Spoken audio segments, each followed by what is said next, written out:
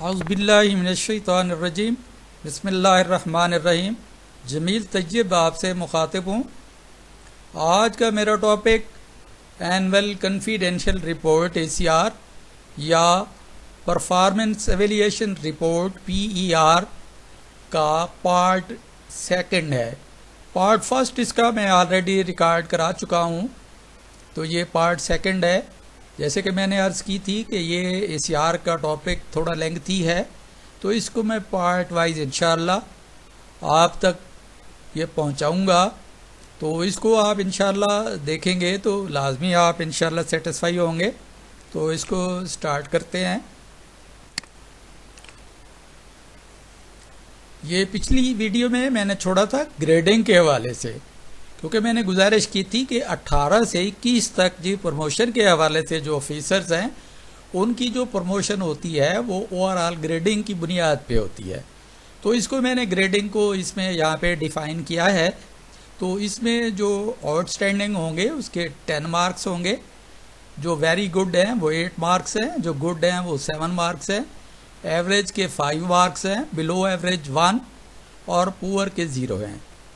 इसके बाद हमारी यहाँ तक कंप्लीट हो जाती है। उसके बाद हमारा जो अगला एक स्टेप होता है वो होता है ACR को लिखना, यानी जिस ऑफिसर या ऑफिशियल की ACR लिखी जा रही होती है वो रिपोर्टिंग ऑफिसर को देनी होती है। तो उसके स्टार्ट में एक पार्ट 1 होता है। जो पार्ट 1 होता है वो कौन लिखता है? इसमें यह है कि filling of part 1 of each ACR PER, इसमें filling by the officer reported upon, जिस ऑफिसर्स की वो रिपोर्ट लिखी जा रही होती है उसका पार्ट 1 जो है वो ऑफिसर या ऑफिशियल वो फिल करता है। इसमें आगे चलते हैं। इसमें इंस्ट्रक्शंस हैं, instructions for reporting officer. Reporting officer mean वो ऑफिसर है जो ACR को लिख रहा है या जो ACR को इनिशिएट कर रहा है। उसको इनिशिएशन अथॉरिटी भी कहते हैं, उसको रिपोर्टिंग ऑफिसर भी कहते हैं, जो आपका इमीडिएट बॉस होगा।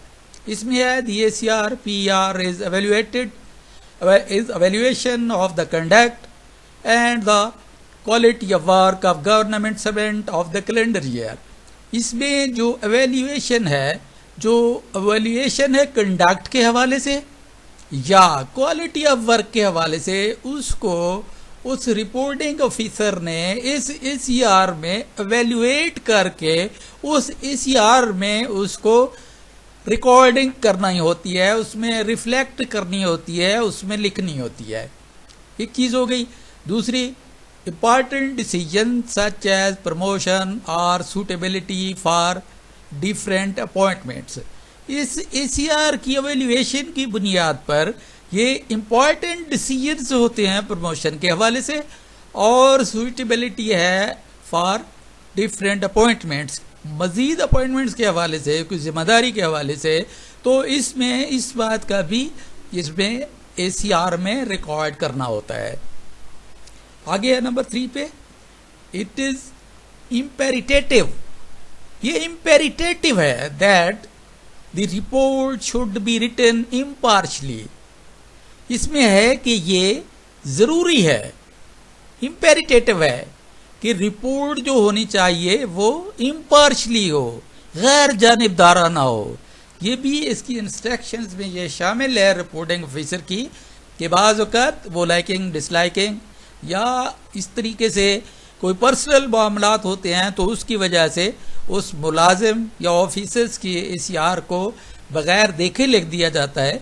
इसमें थोड़ी सी मैं अपनी तरफ से ऐड करूँगा कि जो ऑफिसर्स है या ऑफिशियल्स है उसको अपनी ड्यूटी ईमानदारी से करनी चाहिए, और जो रिपोर्टिंग ऑफिसर है वो भी उस बेस पे उसको लिखें ताकि उसमें अफरात या तफरीत, दोनों में गुजारिश कर रहा हूँ, अफरात है या तफरीत है, दोनों इसमें शामिल ना हो। लेकिन एक जो अच्छा ऑफिसर होता है, जो रिपोर्टिंग ऑफिसर होता है, वो सारी चीज़ों को देख के, उसमें यह भी होता है कि कहीं ऐसा ना हो कि किसी मुलाजिम का, किसी ऑफिसर्स का नुकसान हो। आगे चलते हैं। इसमें है फोर्थ राइट, ये लफ्ज है फोर्थ राइट, यानी सीधी सीधी, यानी उसमें कोई जो रिपोर्ट है उसमें एंड अनविशियस और वो मुबहम ना हो, अनविशियस होनी चाहिए। अच्छा आगे चलते हैं 5 नंबर पे, the work of the reporting officer will also be assessed by the higher authority. ये बात आपके लिए शायद ना ही हो कि जो रिपोर्टिंग ऑफिसर है उसकी जो क्वालिटी ऑफ रिपोर्टिंग है उसको भी असेस्ड किया जाएगा हायर अथॉरिटी की तरफ से, यानी जो रिपोर्टिंग ऑफिसर है उसकी रिपोर्टिंग को भी कि क्वालिटी ऑफ रिपोर्टिंग क्या है, किस तरीके से उसकी क्वालिटी जो है वो उस ऑफिसर या ऑफिशियल के साथ मैच भी करती है या नहीं। यानी ऐसा नहीं है कि वो वन वे ट्रैफिक की बात है कि the work of the reporting officer will also be assessed by the higher authority on the quality of the reporting.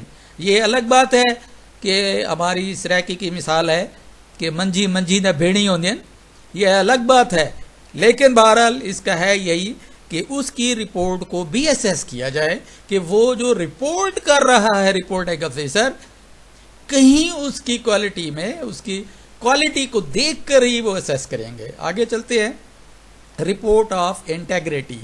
ये इंटेग्रिटी जो है, integrity is the most important trial of the character of the government servant. The report should not B unclear but definite.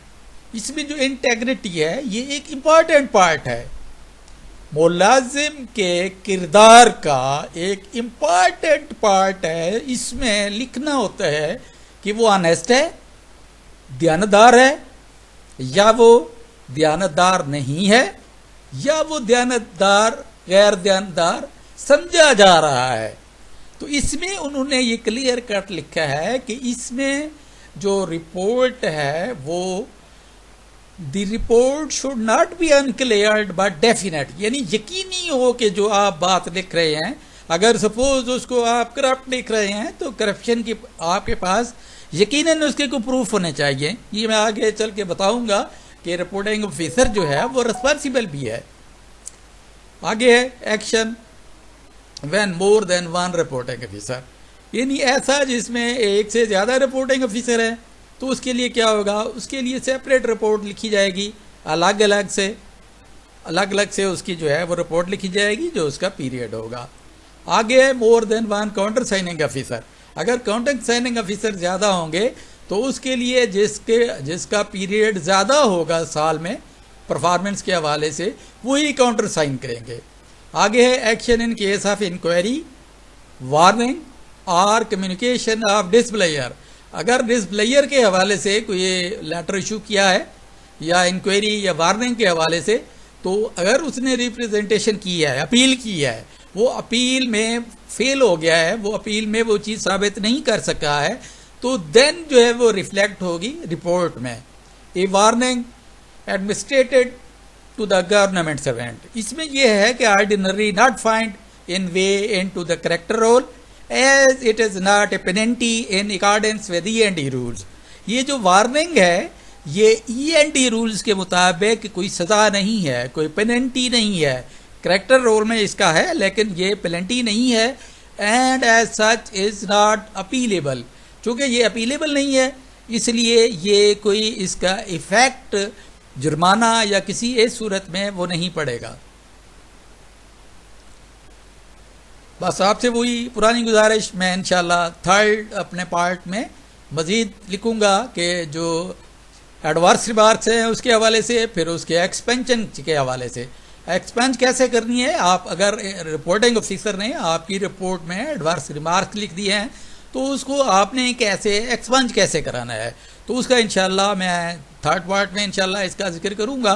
तो इसके साथ ही मैं ये request के साथ, जैसे आप सामने स्लाइड में देख रहे हैं, तो मैं बहुत कम आपने देखा होगा मेरी किसी वीडियो में ऐसा नहीं है कि प्लीज़ शेयर करें, प्लीज़ सब्सक्राइब करें। आप लोग पहले से ऑलरेडी सब्सक्राइब कर रहे हैं, शेयर भी कर रहे हैं, लाइक भी कर रहे हैं, लेकिन सिर्फ मैं चाह रहा होता हूं कि इम्प्रूवमेंट के हवाले से आप मुझे सजेस्ट करें कोई ऐसी चीज़ जिसमें कि अगर कोई कमी लानी है, इसको कोई कम चीज़ कोई ज़्यादा करना है तो ये काइंडली मुझे आपके कमेंट्स का ज़रूर इंतज़ार रहेगा। इंशाअल्लाह मैं इसको जारी रखूँगा। तो इसके साथ ही मैं आपसे नेक्स्ट वीडियो तक इजाज़त चाहूँगा। अपना ख्याल रखिएगा। अल्लाह हाफ़िज़। अस्सलाम वालेकुम व रहमतुल्लाह व बरकातुहू।